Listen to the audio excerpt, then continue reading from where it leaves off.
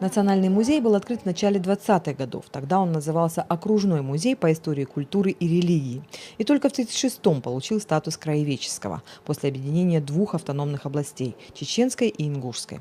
К концу 50-х музей стал участвовать в многочисленных всесоюзных смотрах-конкурсах. Здесь совершенствовались экспозиции, отражавшие успехи автономии во всех сферах. В 90-х музей был одним из крупнейших на Северном Кавказе. Насчитывал более 200 тысяч единиц хранения. Музей – это очаг, который сохраняет, проповедует, пропагандирует и составляет основу культуры любого народа. Это его фонды, это его выставочные залы, которые функционируют, пропагандируют разные жанры искусств, культуры народа.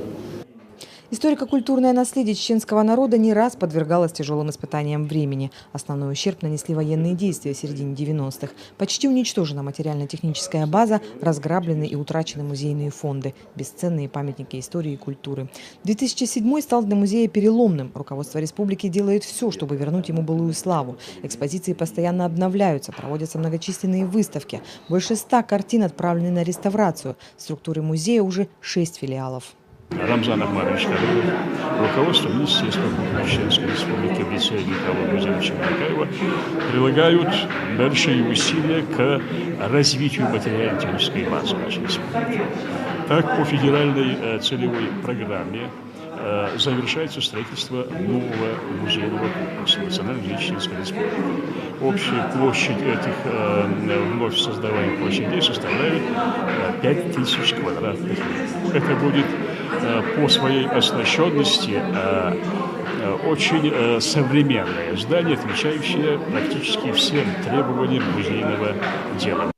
Поздравить с днем рождения музей пришли и школьники. Аптиар Сабаев – ученик 8 класса. У них еще нет предмета истории края. Мальчик в первый раз попал в Национальный музей. Представленные здесь работы произвели на него неизгладимые впечатления.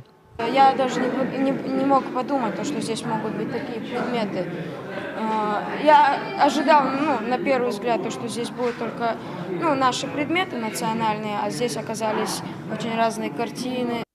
87-й день рождения Государственного хранилища памятника истории и культуры запомнился и подарками. Почти 20 картин известного художника Владимира Реутова и его ярославских коллег пополнили фонд музея. И сам мастер кисти не остался без внимания. За вклад в культуру региона его наградили ведомственной медалью. Вы видите, что медаль большая, да? Лиана Эдемирова, Халид Мавсаев, Артур Яхяев. Новости.